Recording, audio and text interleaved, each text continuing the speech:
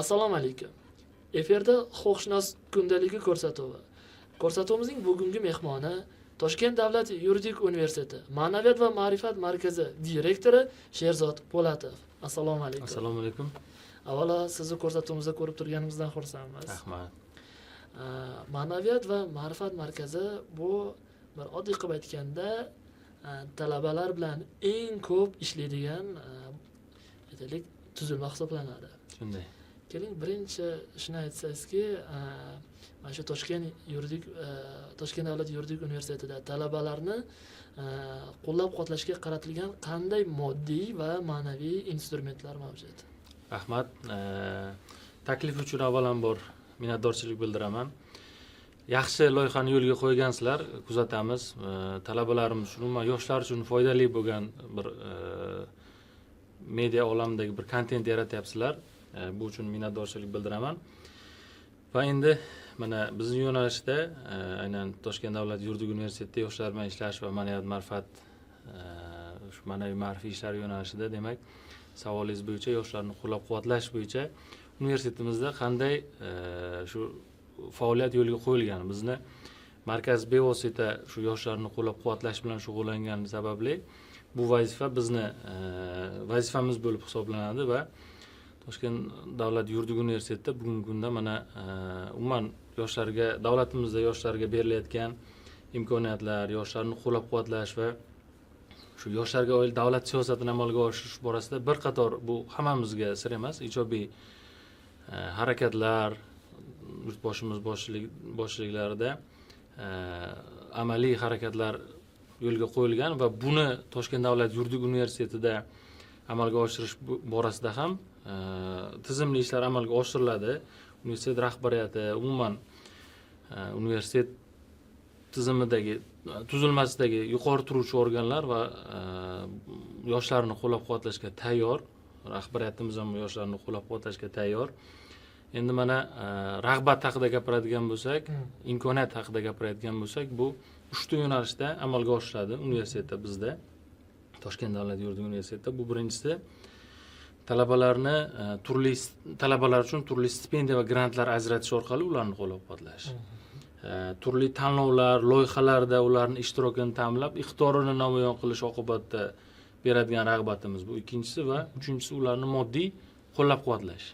Moddiy qo'llab-quvvatlash. Bu birinchisi. Mana endi hammasiga alohida to'xtaladigan bo'lsak, stipendiya va grantlar Toshkent davlat yuridik universitetida aynan shu talabalarimiz ishtirok etishi mumkin bo'lgan stipendiya va grantlar bu davlat tomonidan ajratilgan, ya'ni shu O'zbekiston Respublikasi prezidenti nomidagi stipendiyada ishtirok etishi mumkin. Nomli stipendiyalardan ikkitasida ishtirok etishi mumkin. Bu Alisher Navoiy nomidagi hamda Islom Karimov nomidagi stipendiyaga.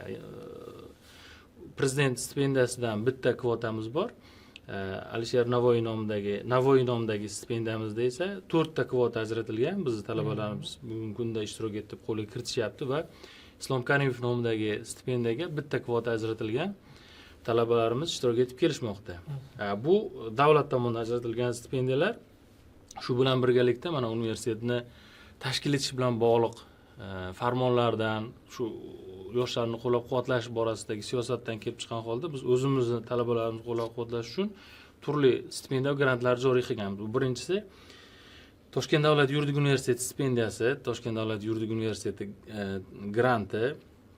Biz huquqshunos bo'lganligimiz uchun huquqshunos universitetda bu an'anaga aylangan, huquqshunoslik sohasiga katta hissa qo'shgan professorlarimizni, faxriy professorlarni nomiga atab biz stipendiyalar joriy qilish yo'lga qo'yganmiz va akademik Hadicha Sulaymonova nomidagi stipendiyamiz bor. Shu stipendiyaga ham talabalar ishtirok etishi mumkin. Undan tashqari mana Adliya vazirligimiz biz talabalarimizni qo'llab-quvvatlash uchun shunaqa bir tashabbus bildirganlar, vazirimiz talabalar uchun Adliya vazirlik stipendiyasi joriy qilingan. Undan tashqari mana bir yoshlarda kitobxonlikni keng targ'ib qilish, adiblarni tanitish, bu tafakkurni kitob o'qish bilan boyitishni maqsad qilinganda Adiblar xiyobonidagi haykallarni shu Toshkent shahridagi ma'lum bir oliy ta'lim muassasalariga bo'lingan va biz Toshkent davlat yuridik universiteti akademik tarjimon G'afur G'ulom hayoti va ijodini keng targ'ib qilish, yoshlar orasida keng targ'ib qilish bilan shug'ullanib kelamiz va G'afur G'ulom nomidagi stipendiya ko'krak nishonni ham joriy qilganmiz. Undan tashqari yana bir qator mana Toshkent shahar prokurori stipendiyasini joriy qilingan, yana yuqorida aytganimizdek faxriy professor o'qituvchilarimiz nomiga atalgan stipendiyalarni joriy qilish maqsad qilingan va bu ham asta-sekinlik bilan yo'lga qo'yilmoqda. Yana Rahmonqulov nomidagi stipendiyani joriy qilish rejalashtirilgan, Ikrombek Zakirov nomidagi stipendiyalarni joriy qilish rejalashtirilgan, ularning oila a'zolari bilan. Bu hammasi talabalarni qo'llab-quvvatlash uchun. Mana shu yerda bitta aniqlashtiruvchi savol. Mana prezident stipendiyanti bu bitta kvota bor dedingiz, Navoiyda 4 ta bor dedingiz va boshqa stipendiyalarni sanab o'tdingiz. Bir yilda yuridik universitetida nechta stipendiyant maqomiga ega chiqadigan talabalar bo'ladi? Ya'ni jami nechta talaba stipendiyant bo'la oladi? Rahmat. Xo'p, mana stipendiyant endi mana Adliya vazirligi hammasi. Adliya vazirligining stipendiyasini o'zini olib qaraydigan bo'lsak, bir yilda 8 ta talabaga stipendiya ajratadi vazirlik. Universitet stipendiyasi u cheksiz, chegaralanmagan.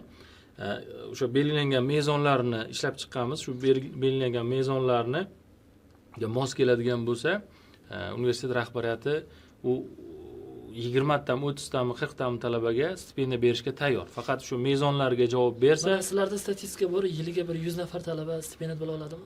100 dan sal kamroq 50 ga yaqin talaba stipendiyant bo'ladi. Zo'r.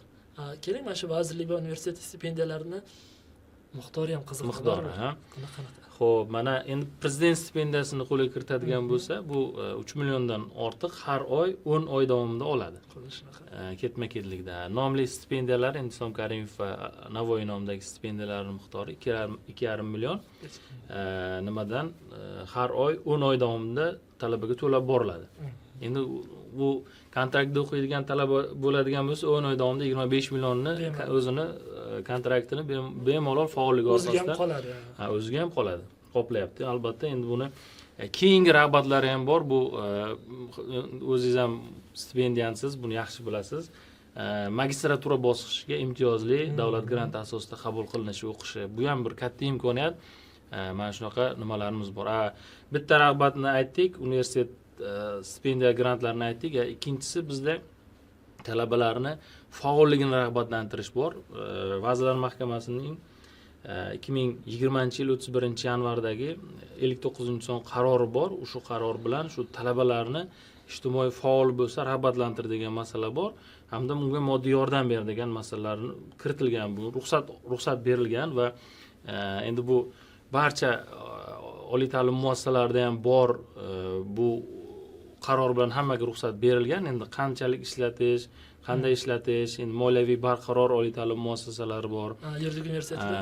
Bizda yuridik universitetda ham bunga ruxsat berilgan. Yuqorida aytganimdek, rahbariyat qo'llab-quvvatlaydi. Biz ham moliyaviy barqaror, moliyaviy mustaqillikga ega oliy ta'lim muassasasi sifatida talabalarni rag'batlantirishga universitet tayyor, ayamaydi demoqchiman-da. Endi qo'shtirnoqishda aytadigan bo'lsak, mana bu qanday qiladi? Mana 30 dan ortiq klub va loyihalarimiz bor. Doimiy faoliyat yuritadigan loyihalarimiz bor. Yil davomida doimiy shu talabalarning intellektual salohiyatini oshiraman, huquqiy bilimlarini mustahkamlayman yoki bir san'at yo'nalishida, kitobxonlik yo'nalishidagi yoki boshqa umuman shu jamiyatimiz, universitet hayoti bilan bog'liq boshqa yo'nalishni tashkil etaman deydigan loyihalarimiz bor. Bir yil davomida 100 dan ortiq loyihalar bo'ladi. 2 marta talabalar festivalini o'tkazamiz va bu juda katta festivallar. Festivallar doirasida talabalarning ishtiroki, qamroviga qarab biz shu kengashimiz bor. Kengashda ko'rib chiqiladi. Ahamiyatliligi, qanchalik talabalar uchun foydali bo'ldi, qancha narsa oldi talabalar degan mazmunda o'zlaridan ham talabalarning o'zlaridan ham fikrlarni olamizda va rag'bat miqdorini belgilanadi.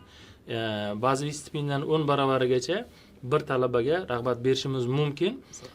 Buni ichida mana olib qaraydigan bo'lsak, bu bir yil davomida yoki bitta semestrni o'zini misol qiladigan bo'lsak, festival doirasida yoki loyihalar doirasida tadbir tanlovlarda ishtirok etadigan bo'lsa, talaba endi bevosita kuzatishlar davomida nima qilamiz? Bizda hech qanday cheklov yo'q yoki tanish bilish degan narsani o'zi yo'q.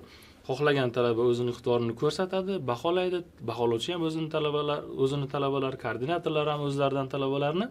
Bularning hammasi o'sha belgilangan miqdordagi mukofotlarni oladi. Mana kuzatishlarimiz davomida ko'p bora ta'kidlashadi. Buni rahbariyatga ham aytishgan o'zlari talabalarimizni.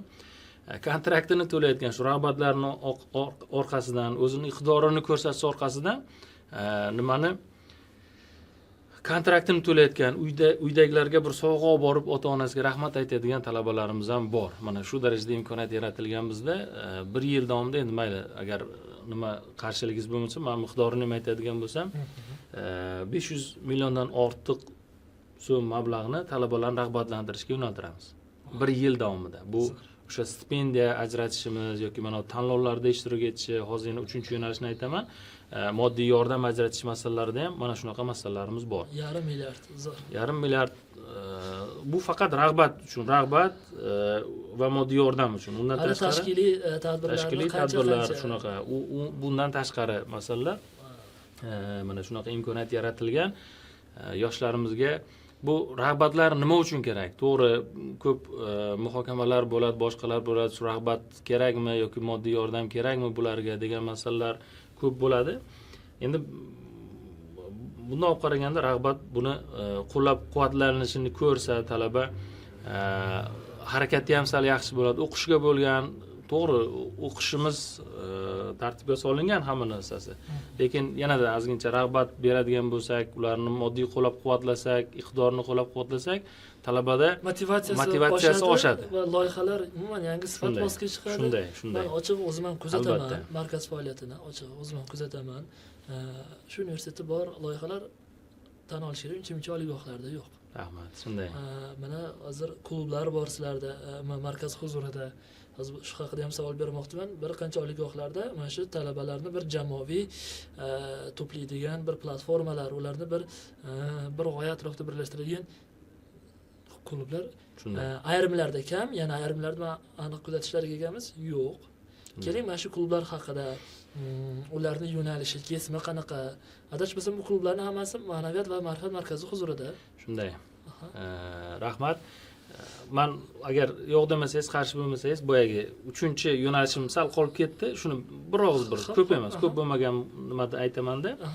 3-yo'nalishimiz bu moddiy yordam talabalarga imtiyoz va moddiy yordamlar berishimiz. Bu olib qaraydigan bo'lsak, mana talabalar turar joyiga joylashtirishimizni joylashishni o'zi ham to'g'ri hukumat qarori bilan 376-son qarori bilan tartibga solingan. O'sha joylashtirishni o'zi ham bir talabalar uchun imtiyoz bo'lyapti. Ya'ni o'sha belgilangan mezonlari bor. O'sha ijtimoiy himoya yagona reyestrida turgan, mehribonlik uy tarbiyalanuvchilari bo'lgan talabalar turar joyiga joylashtirilishi.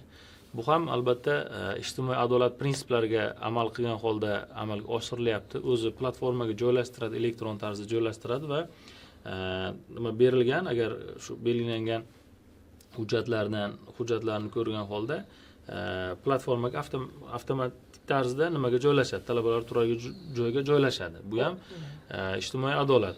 Oylik to'lovni ham aytib ketaylik. Oylik to'lovimiz bir kunga qancha ozod qilingan, qancha talabalarimiz. Shunday, hozir bu ikkinchi imtiyozimiz bu aynan shu talabalar turar joyidan to'lovdan ozod qilish masalasi.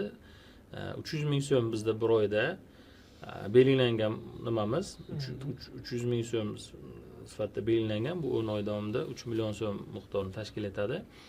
Bizda boya aytganimizdek 200 dan ortiq ijtimoiy adolat, ijtimoiy himoya tamoyillari asosida talabalar joylashyapti. Ularni aksariyatida talabalar turar joy to'lovini amalga oshirish qobiliyati mavjud emas, to'g'ri, mavjudlari ham bor orasida, lekin baribir ijtimoiy himoya nuqtai nazaridan ularda shu talabalar turar joydan bepul foydalanish imkoniyatini yaratamiz. Bu hozirgi kunda mana 200 dan ortiq talabalarimizga 1137 nafar talabalar turar joyda joyimiz bo'ladiganmiz, joylashadigan bu talabalarimiz 200 nafarga yaqin talabaga biz talabalar turar joy to'lovidan to'liq yoki qisman ozod qilganmiz. Bu ham bir imtiyoz. Undan tashqari mana yuqorida aytdim-man, Vazirlar Mahkamasining 59-son qarori bilan shu bir martalik bazaviy stipendiyasini 10 barobargacha, ya'ni 5 milliondan ortiq miqdor haqida gapirilyapti. Bir martalik moddiy yordam berishimiz mumkin. Bu qanday amalga oshiriladi? O'sha mezonni belgilaganmiz. Boyagi ijtimoiy himoya yagona reyestriga kirgan talabalar, ota-onasi vafot etgan talabalarimiz bor, nogironligi bor bo'lgan talabalarimiz bor. Matonatli yoshlar deymiz bularni. Va o'sha kasalligi tufayli o'qishini davom ettira olmayotgan talabalarimiz bor. Ularni davolanish uchun stipendiya komissiyasi bor. Stipendiya komissiyasining qarori bilan ularga bazaviy stipendiyani 10 baravarigacha moddiy yordam ajratiladi. Davlatimizni o'zi tomonidan berilayotgan boyagi yuqorida aytilgan toifalarga davlat tomonidan, davlat byudjeti mablag'lari hisobidan beriladigan imtiyozlar bor. Endi ular haqida to'xtalib o'tilmayman, ular avtomatik tarzda. Bu ham davlatni shu yoshlarni ta'lim olishiga kiritayotgan investitsiyasi. Buni yoshlarimiz o'zlari bilib turishibdi, bu qo'llab-quvvatlashni sezib turishibdi. Xo'p, keyin mana klub va loyihalar haqida aytdingiz. Klub va loyihalarimiz universitetda 48 ta klub va loyihalarimiz bor. Bu Ma'naviyat ma'rifat markazi qoshida va shu amaliyot klublarimiz ham bor. Hammasi shuni ichida. Undan tashqari mana 15 dan ortiq ilmiy maktablar bor kafedralar qoshida. 50 dan ortiq ilmiy to'garaklar bor. Bu nimaga? Mana talabalarni ilm-fanga yo'naltirishga xizmat qiladigan bu to'garak va ilmiy maktablar kafedralar qoshida tashkil qilinadi. To'g'ri, buni ham biz bilan hamkorlikda, biz bilan birgalikda amalga oshiriladi. Mana talabalarni qamrab olish masalalari, boshqa qamrov masalalariga ularga biz ko'mak beramiz va mana bizni o'zimizni markaz qoshidagi 48 ta klub va loyihalarimiz bevosita shu bizni o'zimizni faoliyatimiz asosiy bir nimasi ham, yo'nalishi ham bo'lib hisoblanadi. Aynan bitta bo'limimiz shug'ullanadi bu bilan. Bu klub va loyihalarni amalga oshirish qandayligini men sizga ozgincha to'xtalib o'tishni joiz deb bildim.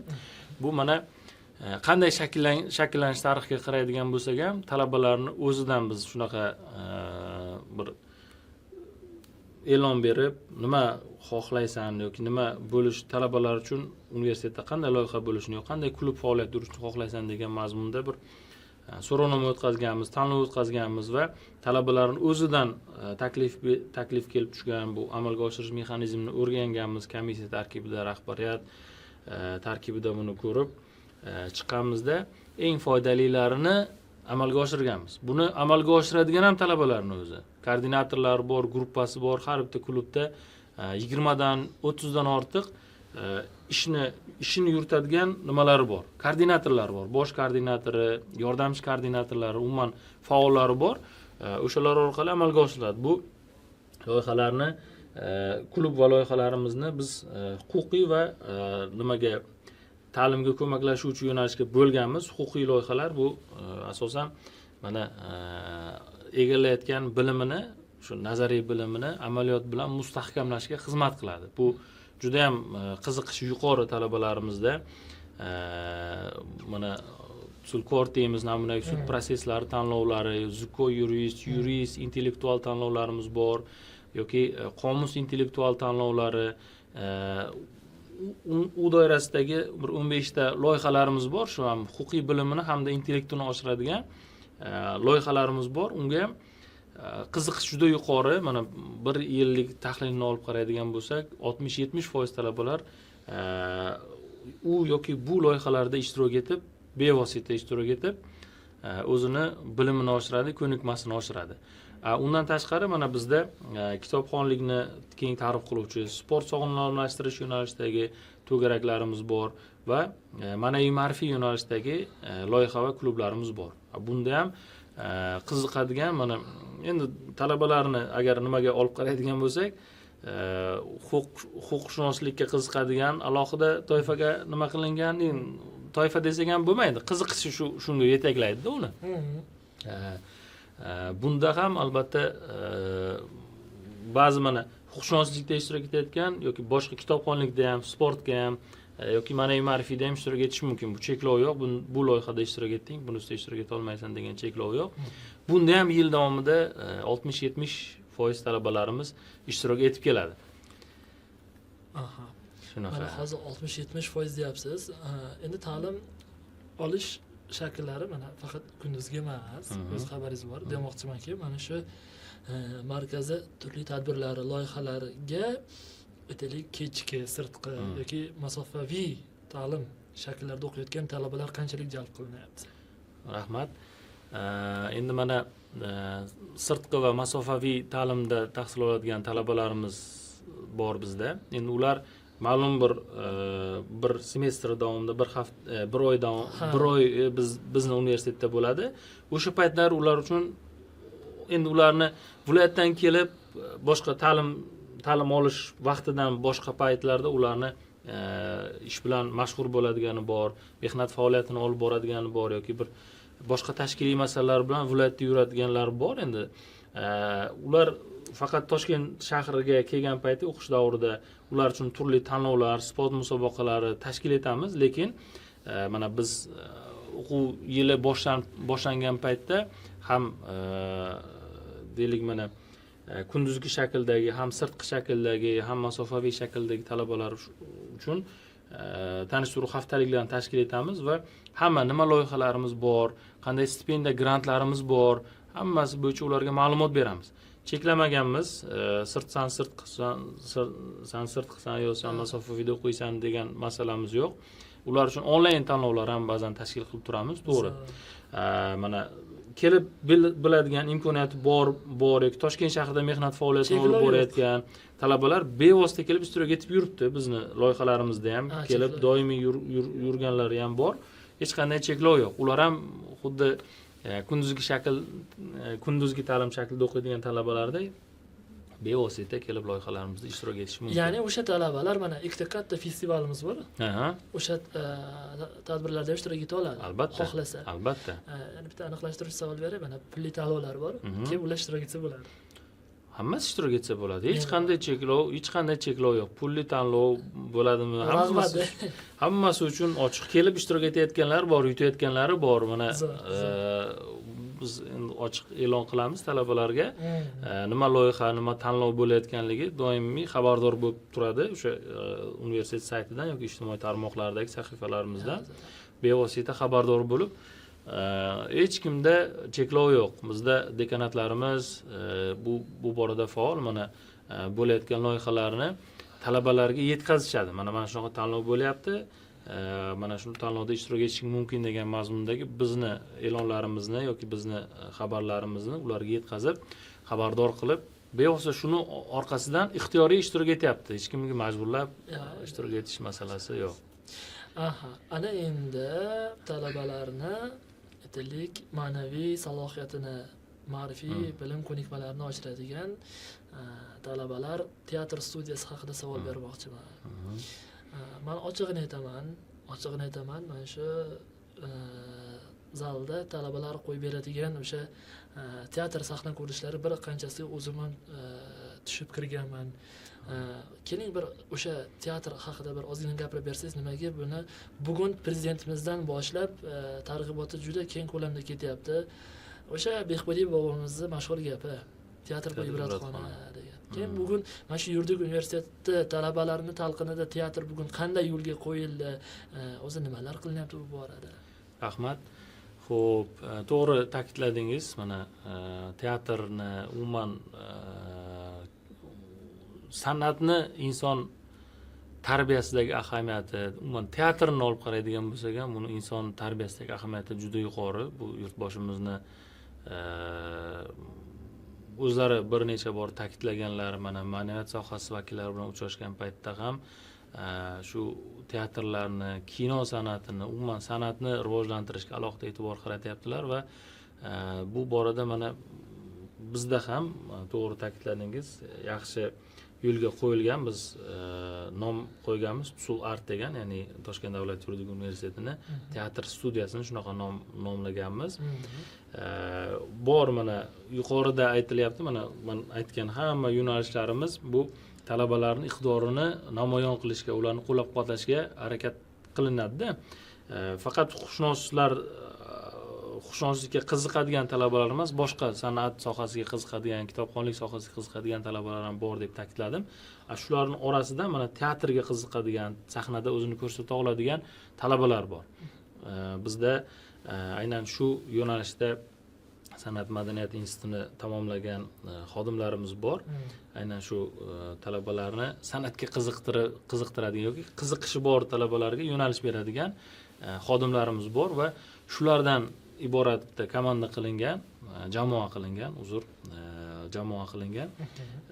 shu teatrga qiziqishi bor bo'lgan talabalarimizni ular ham bir 200 nafarga yaqinlashib qolgan. Aynan shu teatrga sahnalarda shunaqa teatr armiyasi desak ham bo'ladi. Universitetni eng faol oila a'zolaridan biri bo'lib qolyapti ular. Mana shu teatrga yoki sahna ko'rinishlariga tayyorgarlik ko'rish chog'ida bir-biri bilan bir ahil bir jamoa, oila bo'lib qolganini biz o'zimiz ham ko'ramiz, rahbariyat ham ko'radi. Albatta bu quvonarli.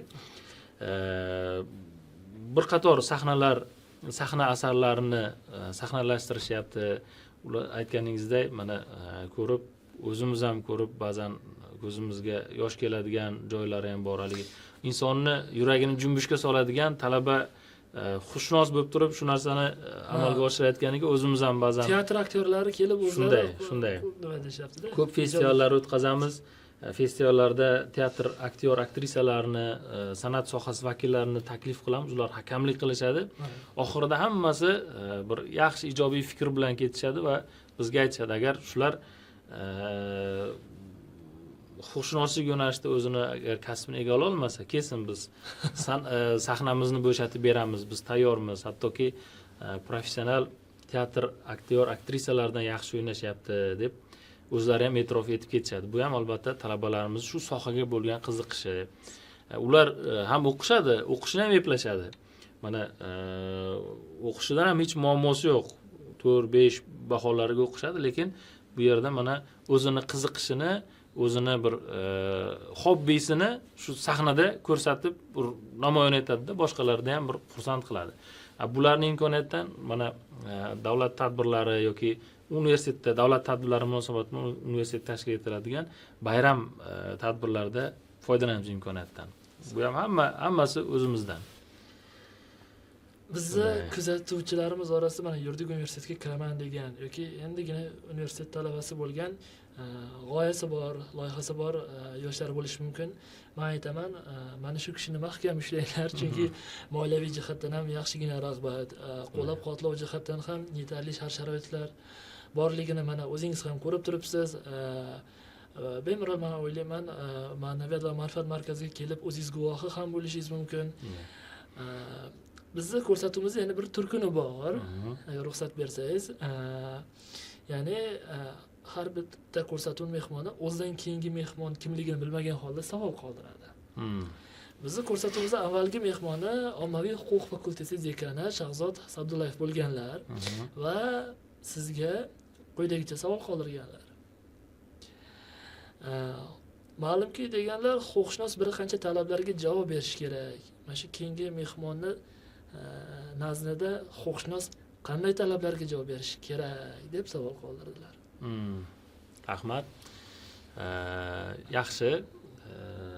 Ustozimiz Shahzod Alxanovich Saydullayev savollariga endi albatta huquqshunos bu eng asosan tafakkuri boy bo'lish kerak. Insonparvarlik bilan to'la to'yingan bo'lish kerak. Insonparvarlik bilan, ya'ni huquqshunos bu ertaga mehnat bozoriga chiqqandan keyin bevosita xalq bilan, fuqarolar bilan ishlaydi. Agar unda insonparvarlik bo'lmaydigan bo'lsa, unda fuqarolarimizda huquqlarga, qonunlarga, umuman davlatga bo'lgan ishonch ham salgina salbiy tomonga fikri ham salbiy tomonga o'zgarishi mumkin. Albatta shuning uchun birinchi navbatda kuchli bilimga ega bo'lish kerak huquqshunos. Tafakkuri keng bo'lish kerak, ya'ni ko'p kitob o'qish kerak, ko'p izlanish kerak. Dunyoni bilish kerak umuman huquqshunos va insonparvar bo'lib, komil inson bo'lib shakllanish kerak. Mani nazrimda huquqshunos ega bo'lish kerak bo'lgan tushunchalar shundan iborat. Rahmat. Xuddi shuningdek, siz ham ko'rsatuvni keyingi sonida mehmon bo'ladigan, ochig'i keyingi mehmon hali kimligini o'zimiz ham bilmaymiz. Hali aniq bir taklif bilan chiqib, aniq bir nima kelishuv qilingani yo'q. Siz ham o'zingiz bilmagan holda keyingi mehmonga bir aniq savol qoldirsangiz. Rahmat. Endi mana hozir ko'p ta'kidlayapmiz. Kitobxonlikni targ'ib qilish kerak. Oilalarda kitobxonlikni keng targ'ib qilish kerak degan masalalarga ko'p e'tibor berilyapti va bu asosli deb o'ylayman va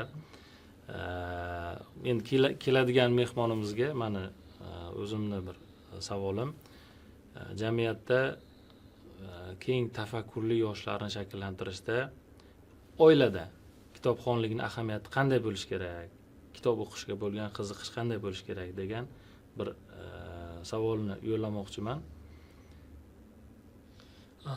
Demak, keyingi mehmonimizga oilalarda kitobxonlikni targ'ib qilishni ahamiyati qanday degan mazmunda savol qoldiraman. Tushunarli. Bizni efirimiz ham nihoyalanib bormoqda. Bizni kuzatib turgan kuzatuvchilarimiz, qolaversa mana shu talabalarga o'zingiz bildiradigan tilak va tavsiyalaringiz bo'lsa marhamat. Rahmat. Endi mana suhbat mavzusidan kelib chiqib qaraydigan bo'lsak, suhbatimiz mana yoshlarni, umuman talabalarni qo'llab-quvvatlash masalalari bo'ldi. Men universitetda yaratilgan sharoitlar bo'yicha aytdimda, yana ba'zi bir qarorlarni tilga oldim, eslatib o'tdim. U boshqa yoshlar uchun ham, boshqa ta'lim olayotgan yoshlar uchun ham bu auditoriya kuzatuvchilari, sizni kuzatuvchilaringiz orasida bo'lishi mumkin. Bugungi kunda mana yoshlarni qo'llab-quvvatlash uchun qator keng imkoniyatlar yaratilgan. O'zim ham shu ta'lim muassasasida ta'lim olganman va biz vaqtimizda bittagina Navoiy nomidagi stipendiya va prezident stipendiyasiga harakat qilish mumkin edi. Hozirgi kunda mana ko'ryapsizlar, qancha imkoniyat, qancha rag'batlar bor, qancha qo'llab-quvvatlashlar bor.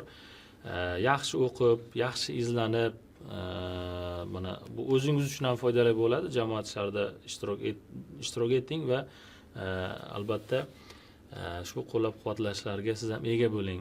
Endi men umumiy nima bo'yicha aytdim, o'zimizni mana bugungi suhbat mavzumizdan kelib chiqib aytdim va umuman jamiyat uchun foydali inson bo'lishga harakat qiling.